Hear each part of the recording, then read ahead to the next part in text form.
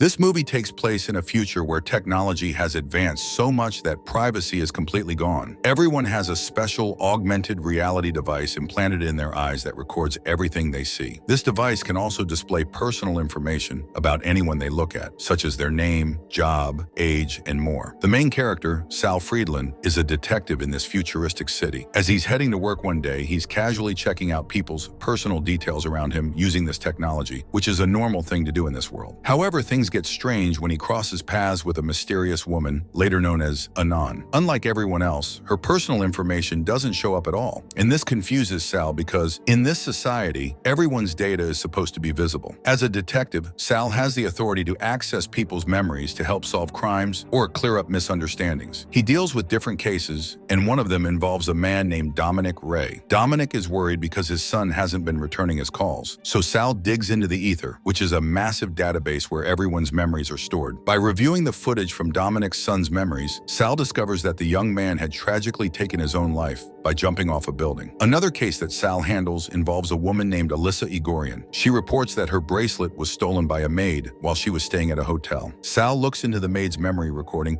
to find out what really happened. He sees that the maid was simply doing her job and didn't steal anything, clearing up the misunderstanding. After the woman leaves, it's revealed that Sal deliberately hid the real memory from her. In reality, the maid did steal the bracelet, but Sal chose not to show it because she had sold it to pay her rent. Sal has the power to judge whether someone is guilty or innocent by reviewing their memories, and he decided to be lenient in this case. Shortly after this, a man is murdered, and Sal heads straight to the crime scene. Another detective, Charlie, sends him the victim's memory recording. What Sal discovers is chilling. Someone managed to commit murder without leaving a trace. The killer was able to hack the victim's point of view, switching their perspective with the killer's, and then carried out the murder. Because of this manipulation, the detectives have no solid proof of who the killer is, since there's no clear image of the culprit. Charlie then explains that there's another case where a victim's point of view was hacked and manipulated before they were killed in the exact same way. He adds that the killer might be a woman, but so far they haven't been able to trace her identity. Sal starts to connect the dots and tells his partner about the mysterious woman he saw earlier, the one whose information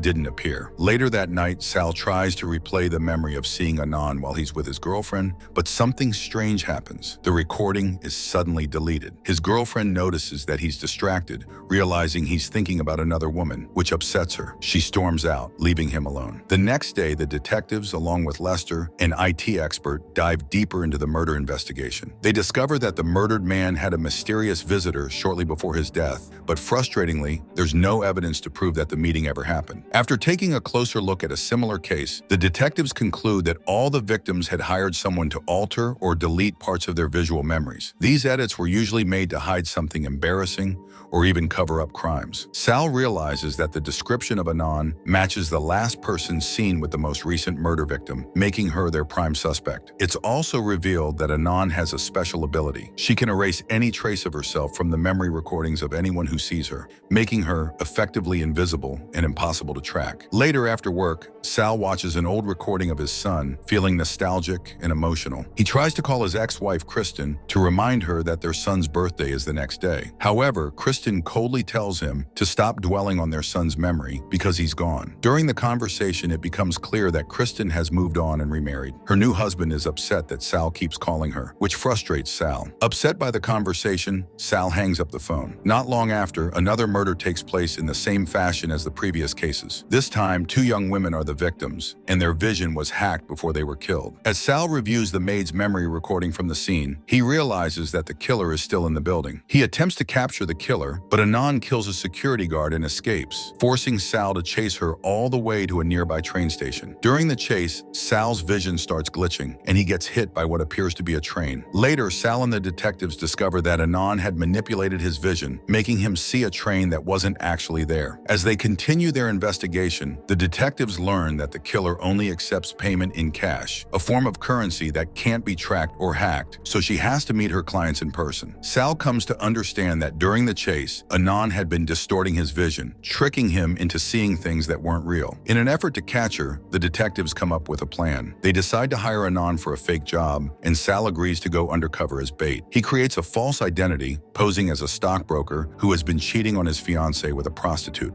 The setup is that he's scared his fiancée will find out and needs the memory of the affair erased. Sal gets in touch with Anon again, asking her to meet in person to delete the memory of his fake encounter with a prostitute. They meet at his apartment, and the memory deletion process begins. While this is happening, Lester, Sal's colleague, monitors everything from another room. Sal explains to Anon that he wants the prostitute erased from his memory completely. Anon quickly deletes the memory and even adjusts the timeline to make it look seamless, like the event never happened. During their conversation, Anon shares a bit about herself, revealing that she doesn't want to exist in any system at all, not even under a fake name. That's why she doesn't use aliases and hides all her personal information, keeping herself completely anonymous. After the job is done, Anon takes her payment and leaves immediately. Sal tries to follow her, but she's already gone by the time he gets outside. The next day, a new tech specialist named Cyrus Freer is introduced to the detective team. He is able to hack into Anon's vision, allowing them to watch what she's doing in real time through her own eyes. However, Lester points out that they can only track her if she's actively using the ether, the virtual space where all memories are stored. Eventually, Anon logs into the ether to edit a memory. She views a recording of Jesper Nix, an art dealer and moneylender, who is working with Max Keener, a known forger. Anon deletes the meeting between Jesper and Max and replaces it with a new memory, making it look like Jesper discovered a valuable painting on his own. Jesper then tries to sell the forged painting for a big profit. The detectives manage to track 12 different proxies that Anon used to hide her activities, but they hit a dead end when it comes to the last proxy, leaving them unable to trace her exact location. After monitoring her for an entire day, they suddenly lose the connection, and moments later, Jesper Nix is found dead, killed using the same method as the previous victims. Joseph, the bureau commissioner, doesn't see this homicide as a major issue. He argues that the victims were involved in shady business and probably deserved what happened to them. But Sal strongly disagrees, believing that no matter who the victim is, murder should always be treated seriously. With the investigation at a dead end, Charlie suggests that Sal go undercover once more, this time posing as a man looking to buy drugs. Sal agrees, and he arranges another meeting with Anon at his apartment. During their encounter, Anon deletes all the unwanted memories and replaces them with whatever Sal asked for. As they spend more time together, a personal relationship starts to develop between them. Anon even begins opening up to Sal, sharing some of her personal struggles. However, after spending the night together, Anon uncovers Sal's true identity as a detective. Realizing she's been set up, she immediately flees the apartment. Sal tries to follow her, but he makes a gruesome discovery. Lester, his colleague, has been murdered, and it seems like Anon is responsible. Shortly after, Sal receives a call from Anon, who warns him that if he continues to pursue her, she will kill him. From that point on, Anon begins to haunt Sal, using her skills to torment him with his worst memories. She forces him to relive traumatic experiences, like being attacked, chased by a dog, and trapped in a room filled with rats. It's also revealed that his son tragically died after being hit by a car, a memory that deeply haunts him. The next day, Sal finds that all his cherished memories of his family, especially those of his son, have been wiped clean by Anon. Desperate, he calls his ex-wife Kristen and begs her to send him any memories she has of their son. To his horror, Anon has erased those memories from Kristen's mind as well. Suddenly, Sal's vision fills with images of a raging fire in his apartment. Panicking, he draws his gun and fires wildly, only to realize that it was all a hallucination. As the illusions vanish, he almost shoots one of his neighbors by mistake.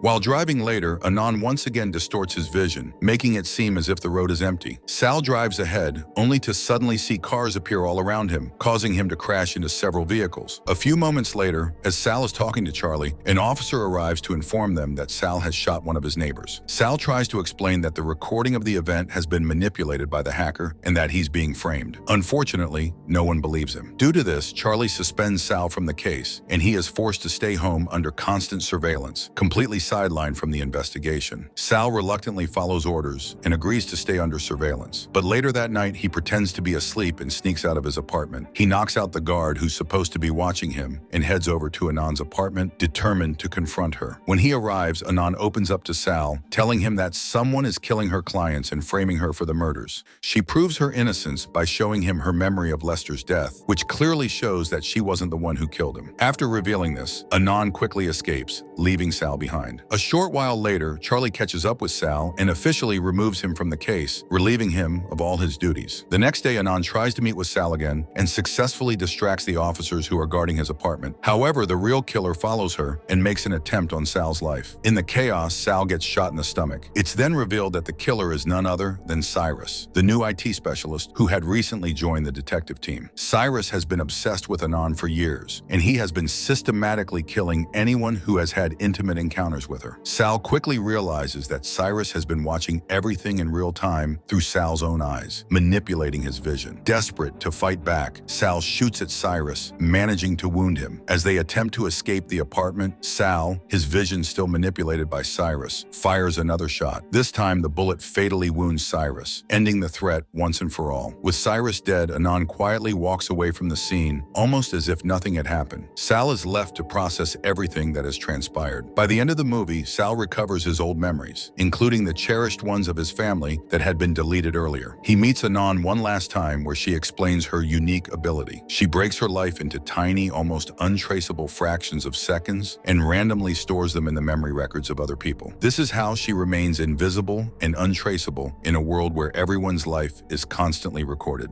When Sal asks her why she insists on hiding herself so completely from the world, Anon reveals that it's not because she has anything to hide. Instead, it's simply because she values her privacy and doesn't want to share any part of her life with others. She wants to keep her life truly her own. Thank you for watching. If you enjoyed this recap, don't forget to subscribe, hit the notification bell, and leave a like to help support the channel.